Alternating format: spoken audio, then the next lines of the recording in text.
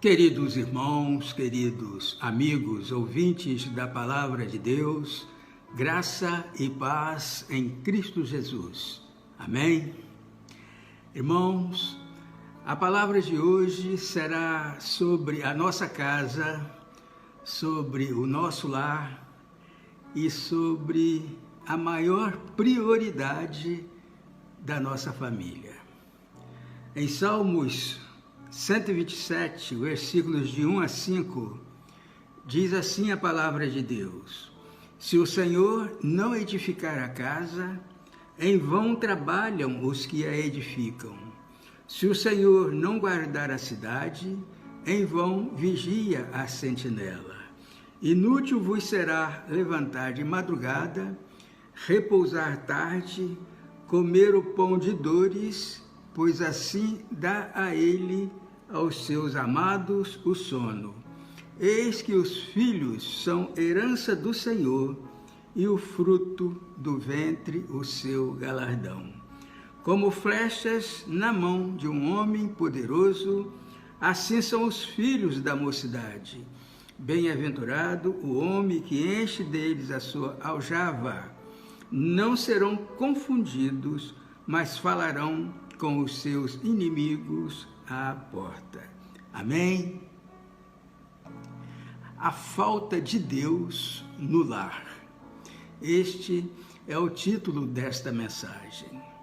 Queridos irmãos, queridos amigos, a Bíblia está repleta de ensinamentos preciosos para a família. Como é do conhecimento de todos nós, Deus é o idealizador e criador da família, o sentido e a razão de ser de sua existência. A família é a base da sociedade e da igreja. Podemos dizer que a família é a célula mãe da sociedade, sem a qual nenhuma outra instituição existiria.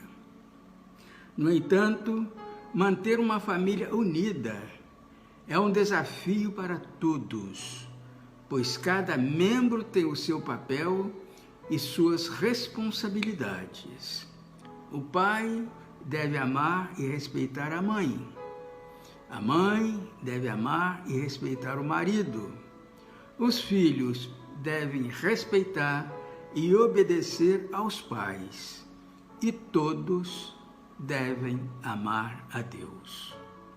Pois uma família unida cresce unida e vence unida.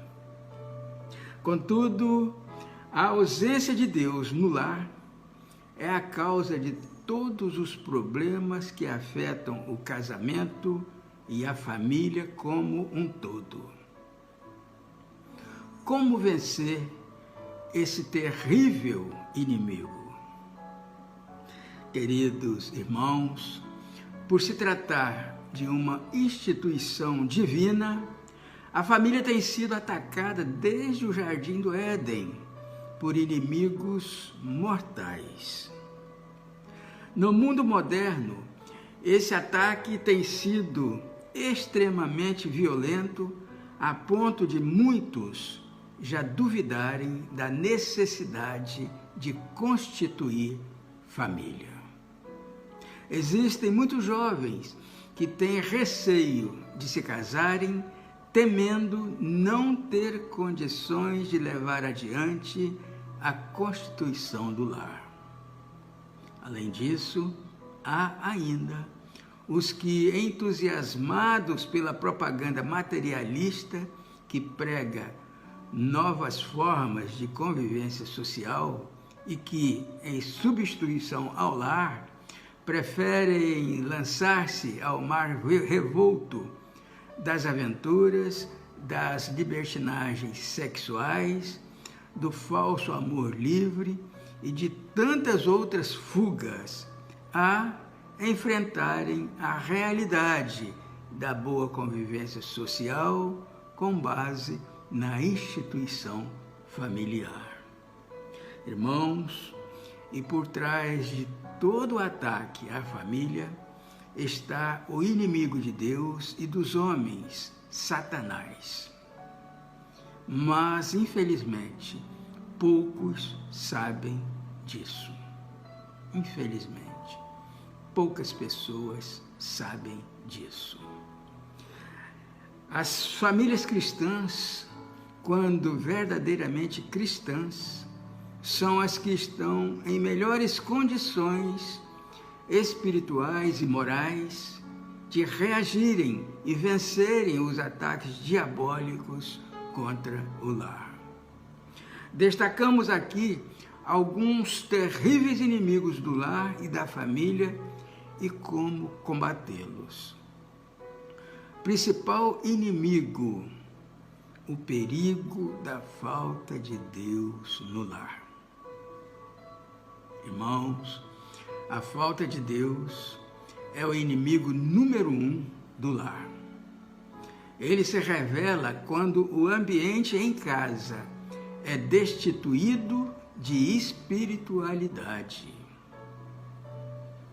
No entanto, quando Deus está presente no lar, sente-se uma atmosfera diferente, agradável e santa. O pai e a mãe se unem aos filhos para servirem ao Senhor. Deus é o hóspede invisível, mas real, que domina o ambiente da família. Em cada canto da casa pode-se sentir a presença de Deus. A harmonia entre todos, há louvores, há devoção sincera ao Senhor. As coisas de Deus são colocadas em primeiro lugar e o lar é uma continuação da igreja. Por outro lado, quando Deus não está no lar, sente-se que o ambiente é carnal, é pesado, cheio de manifestações mundanas. Não se louva a Deus, mas sim a criatura. Não se ora, não se busca ao Senhor. A Bíblia, se existir, está escondida. As músicas são profanas. Não existe harmonia no casal e nem nos filhos. As coisas materiais estão em primeiro lugar. Só se pensa em prazeres materiais, riquezas, dinheiro, diversões e coisas mundanas. A casa se torna uma continuação do mundo. Irmãos, vimos no Salmo 127 que Salomão não fala de sua própria família, mas da família que ele gostaria de ter. Em primeiro lugar, uma família com a presença construtora de Deus no lar. Em Salmos 127, versículo 1a, diz assim: se o Senhor não edificar a casa, em vão trabalham os que a edificam. Irmãos, é o Senhor quem edifica a família. O verdadeiro construtor do lar é o nosso Deus. Pouco adianta alguém querer dar forma e consistência ao lar se Deus não fizer parte dele. Uma família onde a presença de Deus não é buscada não pode ser o tipo de família que Deus quer.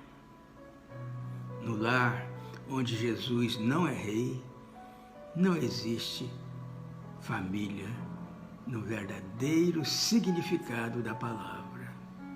Nenhuma família será completa enquanto Cristo não for membro dela. Em segundo lugar, uma família com a presença protetora de Deus no lar. Em Salmos 127, versículo 1b, diz assim: se o Senhor não guardar a cidade, em vão vigia a sentinela. Vimos neste texto, meus irmãos, que é Deus quem protege a família.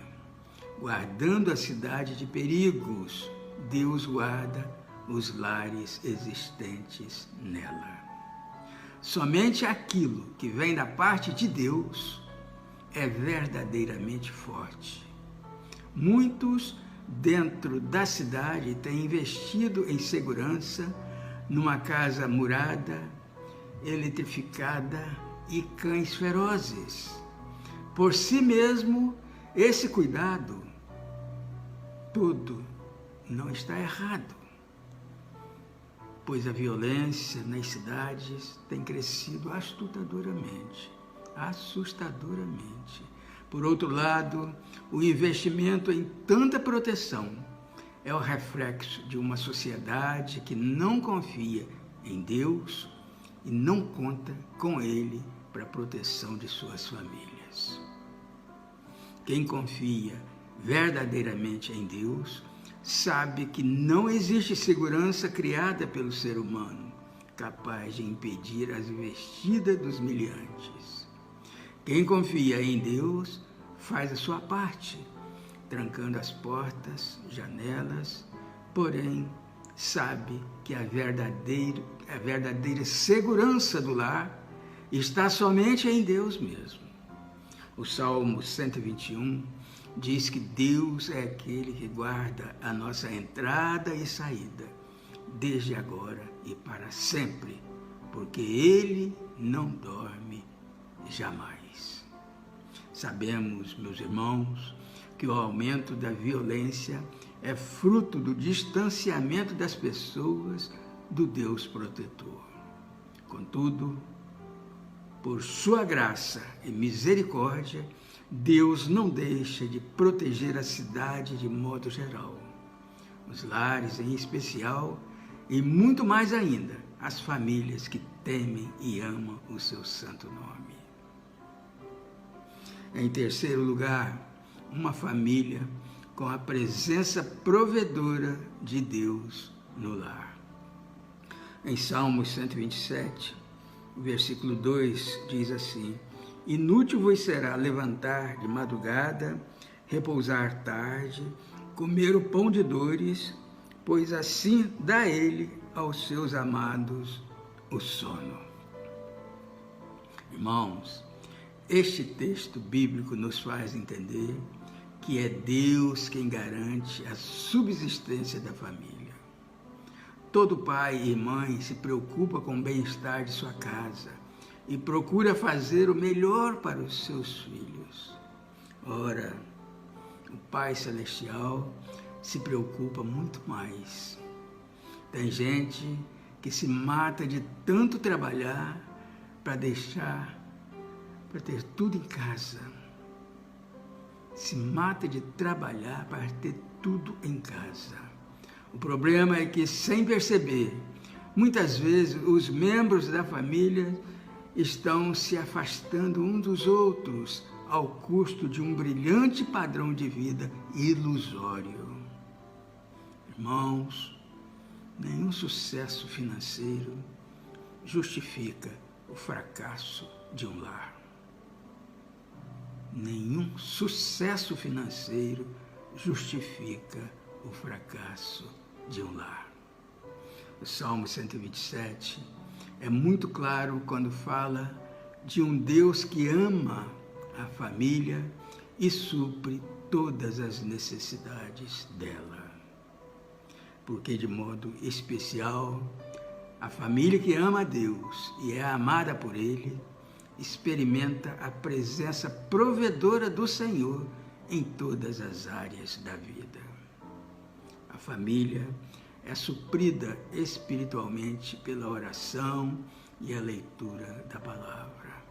É suprida também emocional e materialmente em suas provisões diárias. Aqui, a Bíblia não está dizendo que não devemos nos preocupar com o bem-estar do nosso lar, que não devemos nos preocupar em trabalhar, que não devemos poupar e pensar no futuro de nossa família. A Bíblia nos ensina que não devemos viver como se Deus não existisse. Precisamos, sim, aprender a colocar Deus na frente de tudo aquilo que, porventura, pretenda tirar o nosso sono. Isso quer dizer, meus irmãos, que Deus tem que estar em primeiro lugar nas nossas vidas. Em quarto lugar, uma família com a presença enriquecedora de Deus no lar. Com a presença enriquecedora de Deus no lar.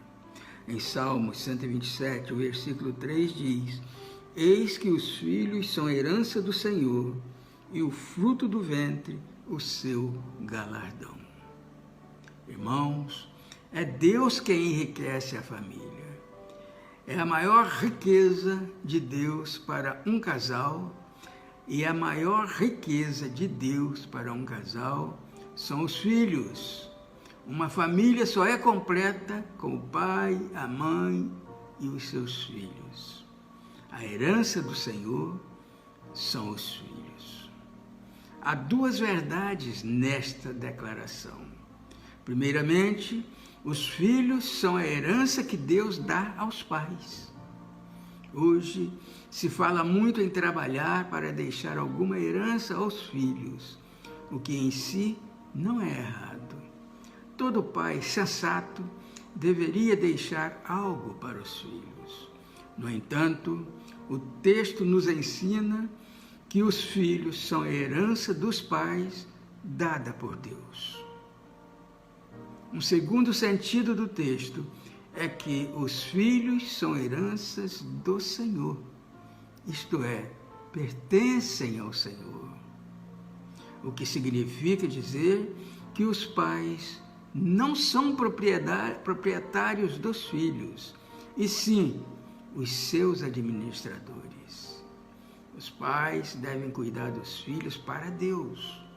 Daí as muitas recomendações na Bíblia aos pais para ensiná-los na disciplina e admoestação do Senhor.